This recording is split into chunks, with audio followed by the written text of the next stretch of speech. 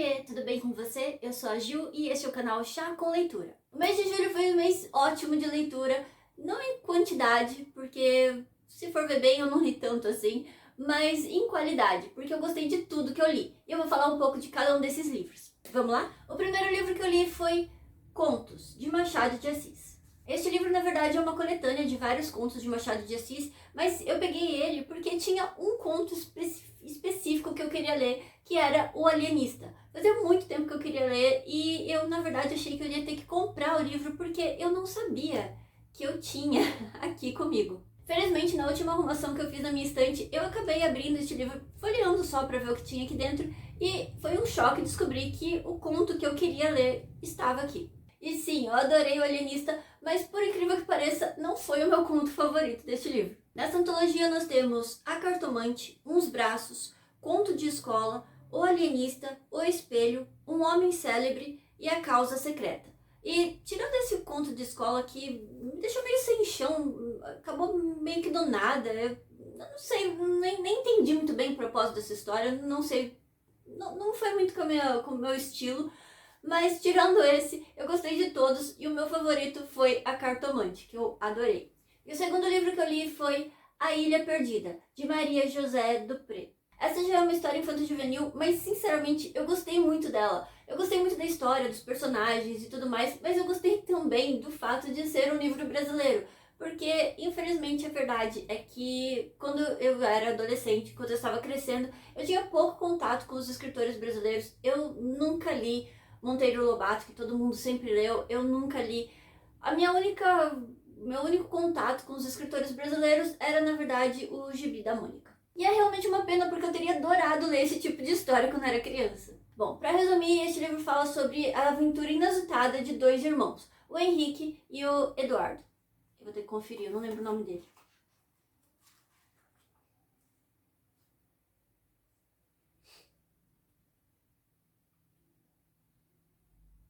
Eduardo. Bom, o Henrique e o Eduardo são meninos da cidade, mas eles vão passar as férias escolares deles na casa dos padrinhos, que moram num sítio. Esse sítio faz divisa com um grande rio, mas o grande atrativo desse rio é que no meio deles tem uma ilha muito misteriosa.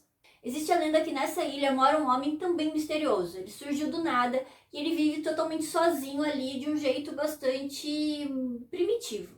Também contam as lendas que quem chega nessa ilha não volta mais. É claro que os meninos ficam muito interessados nessa ilha, mas tirando a promessa do padrinho de que em algum momento, algum dia, ele levaria as crianças para visitar a ilha, eles não tinham nenhuma previsão de que eles poderiam de fato conhecer a tal ilha, até que por um acaso um deles acaba descobrindo uma canoa. E aí eles começam a fazer planos para finalmente irem visitar a tal da ilha. Então eles começam a botar em prática os planos para o que eles acreditam que seria uma aventura de um dia na tal ilha. Começando pela própria canoa, que estava cheia de buracos, né? Uma canoa velha. E eles reformaram. Eu não sei fazer isso, gente. As crianças aqui, outros tempos, né? As crianças aqui sabiam como consertar a tal da canoa. O meu plano já teria morrido aí. Se eu não desse para nadar até lá, eu não chegaria na ilha. Aliás, pensando bem, acho que no meu caso, nem nadando, viu? Mas enfim, eles fizeram todos os planos, conseguiram as provisões que eles precisariam para um dia na tal da ilha e foram. Infelizmente, a tal da aventura não saiu como planejado e eles acabaram presos nessa ilha. E o pior de tudo é que ninguém sabia que eles estavam lá, porque a tal da ilha era meio que proibida. O padrinho disse que levaria as crianças lá, mas não era uma coisa que se fazia a qualquer momento, vamos pra ilha. Não, ele realmente não tinha essa intenção de levar crianças pra lá porque era um lugar perigoso. E então eles criaram um plano informando que eles iam simplesmente fazer um passeio até a fazenda vizinha. Então ninguém sabia que eles estavam lá. Eles estavam sozinhos, de noite, sem provisões e sem chance de voltar para casa. E para piorar tudo, eles descobrem que a ilha realmente tem os seus perigos. Mas também é um lugar muito interessante, eles viveram uma aventura muito interessante lá. E eu realmente recomendo, se você não conhece esse livro, vale muito a pena ler ou indicar para alguma criança. E o terceiro livro que eu li foi O Mistério dos Montes Dourados, de Francisco Marins. Este também é um livro infanto-juvenil, mas eu também adorei, achei a história muito legal. Essa história começa no interior de São Paulo, onde a gente segue Tonico, um menininho, se eu não me engano ele começa a história com 12 anos, Mas com 12 anos ele já era um homem, porque o pai dele tinha morrido e ele herdou as funções. Ele só tinha a mãe, né? Ele tinha que cuidar da mãe, cuidar da casa, ele tinha todas as responsabilidades. E ele era um tropeiro. Ele fazia a viagem de Santos, São Paulo, para levar materiais e ele era o chefe dessa expedição. É claro que ele também contava com a ajuda de adultos, como por exemplo Perova, que era um funcionário dele, mas que na verdade era quase um tio, porque além de fazer os trabalhos, né, ajudar, uma pessoa muito confiável nos trabalhos, também se preocupava com o menino, ele dava bons conselhos e cuidava para que nada de mal acontecesse com ele e até com a mãe dele, que né, não era exatamente uma pessoa muito forte. No começo da história, o tio do Tonico, tio de sangue mesmo, que eu esqueci o nome dele, mas o tio do Tonico conta para ele que tem a intenção de viajar, de fazer uma expedição para os martírios. Mas essa expedição não tem nada de religiosa, eles estão atrás de ouro mesmo, porque, segundo contam, nesses martírios, quando chove, o ouro desce as montanhas com enxurrada.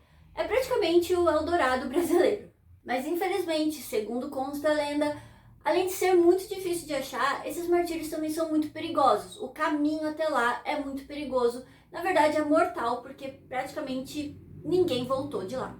Mesmo assim, o tio do Tonico decide arriscar não só a vida dele, mas também o crédito, porque ele, para fazer essa expedição, ele precisava de dinheiro e a irmã dele, a mãe do Tonico, acabou dando esse dinheiro para ele, esperando que ele voltasse muito rico e sanasse todas as dívidas. Infelizmente, os anos passaram e o tal tio não voltou, então a família ficou muito preocupada, achando que ele poderia ter morrido. Mas pior do que isso, eles acabaram perdendo tudo que eles tinham, porque tudo que eles tinham estava empenhado em nome desse tio, esperando que ele voltasse para pagar. Então a vida do Tonico dá um giro de 180 graus, ele tá ali meio perdido, sem saber o que fazer, porque a vida inteira dele, ele foi tropeiro e agora ele não vai mais poder ser, ele perdeu todas as mulas. Mas é aí que algo muito inusitado acontece, porque dois homens que acompanharam o tio dele nessa expedição para os martírios, voltaram. Mas eles não voltaram trazendo notícias nem nada. Na verdade, as pessoas nem deviam saber que eles faziam parte dessa expedição. Mas acontece que o Tonico foi xeretar a conversa do tio dele e acabou vendo essas pessoas antes deles saírem para a expedição e acabou descobrindo que elas eram pessoas que não eram muito confiáveis. E aí um emaranhado de coisas acontece, como por exemplo, eles acabam descobrindo um índiozinho que estava sendo feito escravo por esses amigos do tio do Tonico e acaba fugindo, consegue fugir, mas ele se refugia na casa do Tonico e do Perova, né, esse amigo dele, esse funcionário amigo dele. E eles decidem cuidar do menino, salvar o menino dessa vida de escravidão. Através desse índiozinho, Pichuíra, eles descobrem coisas sobre a expedição do tio dele.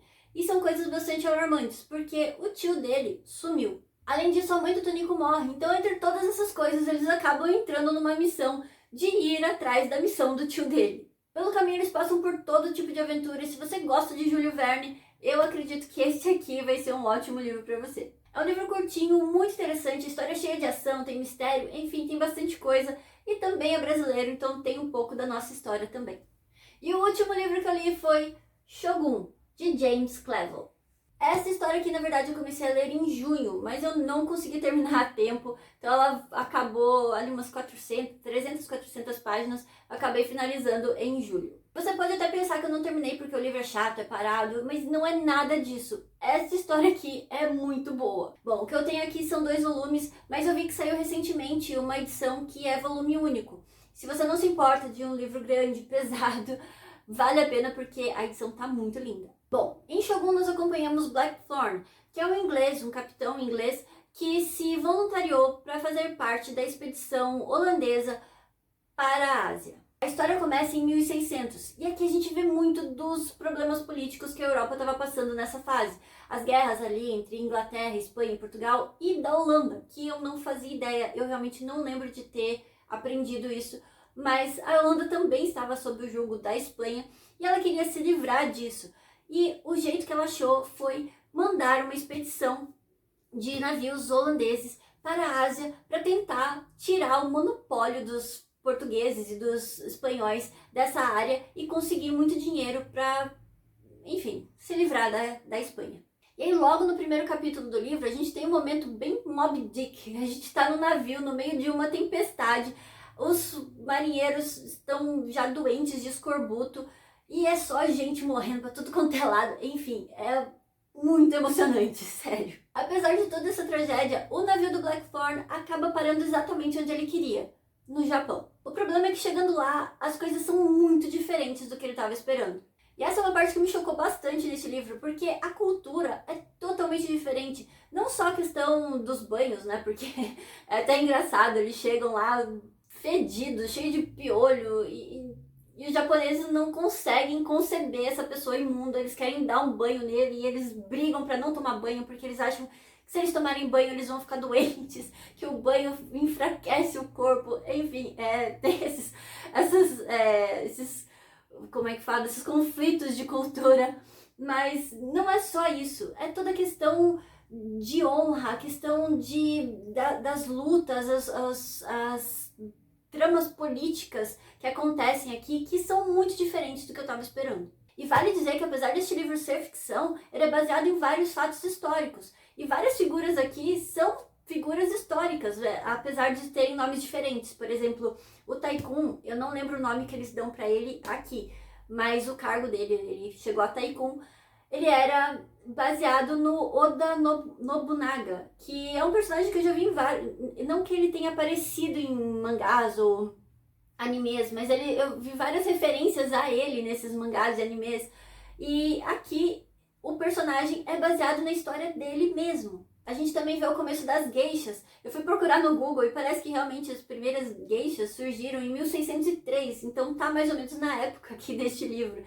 E aqui a gente vê na ficção como elas foram criadas, por que elas foram criadas, como o ambiente delas foi desenvolvido, e eu achei isso muito legal. Mas voltando para a história, o foco do Blackthorn é conseguir fazer comércio entre o Japão ou China e a Holanda e realmente tirar para o escanteio a Espanha e Portugal. O problema é que Portugal está totalmente inserido no Japão através dos padres. Japão e China não se conversavam, mas o Japão era muito dependente da seda chinesa e era só através dos padres que eles conseguiam acesso a esse bem. Então Blackthorn começa a tentar convencer os japoneses de que ele pode substituir os padres e fazer esse comércio sem precisar manter essa instituição que os japoneses não gostam muito. Um outro problema é que o Blackthorn, sendo inglês, é protestante. E os portugueses são, obviamente, católicos. Então, nisso aí, já saiu um conflito entre ele e os padres. Um outro problema é que o Japão era uma panela de pressão. Cada região era governada por um daimyo. E eles não se gostavam. Felizmente, anos atrás, esse Tycoon, eu esqueci o nome dele, e eu nem sei se eu tô falando esse título corretamente, mas o Tycoon tomou o poder, ele conseguiu unificar o Japão. Mas, infelizmente, ele morreu. E agora a panela de pressão tá voltando a apitar. Quando o Tycoon morreu, ele deixou um herdeiro, só que esse herdeiro ainda é uma criança. Então, para garantir que esse filho dele iria assumir o posto quando atingisse a maioridade, ele decidiu fazer um conselho com os daimyos mais poderosos ali para garantir que nenhum deles tomaria o poder. E no começo isso até deu certo, cada um botando o outro em xeque e nenhum tomando o poder. O problema é que com o passar do tempo eles foram aprendendo e tramando e, enfim, quando a história começa aqui, a panela tá quase para explodir. No meio disso tudo, Blackthorn acaba se tornando uma peça importante nesse jogo de xadrez porque ele oferece algo bastante interessante para os japoneses, que é a liberdade de comércio com a China, sem precisar dos padres, né, que em alguns momentos eram bastante inconvenientes, e também a possibilidade do Japão ter a sua própria frota de navios. Então ele é tanto perigoso quanto bastante importante. E aí ele percebe que se ele vai viver ou vai morrer, vai depender muito de quem tá verificando essa balança. No meio disso tudo, ele aprende muito com os japoneses, ele ensina muita coisa para os japoneses, e esse relacionamento entre eles é muito interessante, é muito interessante ver, às vezes, os conflitos ali culturais, os choques culturais que eles têm, é muito interessante, e eu adorei essa parte do livro. Como eu disse, tem muitos fatos históricos, tem muita cultura japonesa, que na verdade eu queria confirmar, eu queria pegar algum livro que me confirmasse, porque tem coisas aqui que me pegaram totalmente de surpresa, eu não esperava de jeito nenhum, mas eu achei muito interessante, eu queria saber mesmo se era assim. Então tem várias coisas aqui que Eu amei, eu simplesmente adorei esse livro. Mas eu vou ter que fazer uma ressalva, porque durante a história a gente acompanha todas as tramas políticas, as lutas, tem muita luta aqui, tem muitas batalhas muito legais, inclusive. Mas a gente tá acompanhando uma preparação para a guerra, porque como eu disse, a panela está a ponto de explodir. Em alguns momentos a gente até acha que nada vai acontecer, que tudo vai se resolver, mas a verdade é que tem coisas aqui que são inevitáveis e a guerra é uma delas.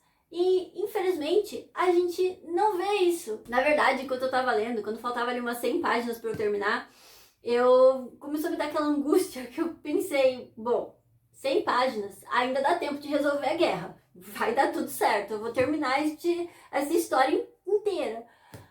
Mas aí quando chegou faltando umas 40, 30 páginas, me deu um gelo no estômago. Eu falei, não é possível que esse livro não vai terminar, tem mais um volume, e onde é que eu vou achar outro volume? Esse livro é super antigo. Enfim, começou a me dar um gelo, eu comecei a ficar ansiosa. Mas a verdade é que o livro termina assim. Só que a gente não acompanha a guerra. A gente fica sabendo o que aconteceu, mas a gente não acompanha. Então essa é a minha única ressalva, porque a gente não vê a guerra, a gente não vive a guerra. Porque a gente acompanha desde o começo as primeiras tramas, as primeiras traições, e aí a gente vai vendo todas as preparações e não sei o que, e de repente, buf! O maior anticlímax que pode ter, o livro acaba e a gente fica sabendo o que aconteceu, ele conta pra gente o que vai acontecer. E eu confio que a pessoa que tá contando aqui, eu não duvido dela. Então, se ela tá falando que isso vai acontecer, é porque vai acontecer. Aconteceu. Mas eu queria ter vivido isso. Então, essa foi a minha ressalva. Mas também, se pensando por outro lado, se ele fosse escrever a guerra, nós teríamos acho que mais uns 2 volumes desse aqui. Porque, vou dizer, os japoneses são meio loucos, gente. Se for assim, desculpa aí, mas olha... Mas teria sido muito interessante, eu gostaria de ter visto. Bom, eu com certeza indico este livro. Eu sei que tem uma série, se eu não me engano, da Amazon, que saiu recentemente. Eu não assisti, mas eu ouvi dizer que é muito boa. Como eu não assisti, eu não posso falar, mas eu ouvi dizer que é muito boa. Mas eu com certeza indico o livro, porque é maravilhoso. Se você gosta de samurais, se você gosta da cultura japonesa, de história e... ninjas também, tem ninjas aqui, eu sei que algumas pessoas vão falar, ninjas não eram assim, mas eu achei a aparição dos ninjas foi muito legal, valeu muito a pena. Enfim, essa história é maravilhosa e eu amei ter terminado meu mês lendo este livro. E é isso, esses foram os livros que eu li no mês de julho e eu amei todos eles, eu adorei, foi um mês maravilhoso de leitura e eu indico, se você não conhece esses livros, se você nunca leu, vale a pena ler porque todos eles são fantásticos. E se você leu algum deles, me conta nos comentários o que você achou, porque eu também tô curiosa. Muito obrigada por ter assistido até aqui. Um beijo, até o próximo vídeo.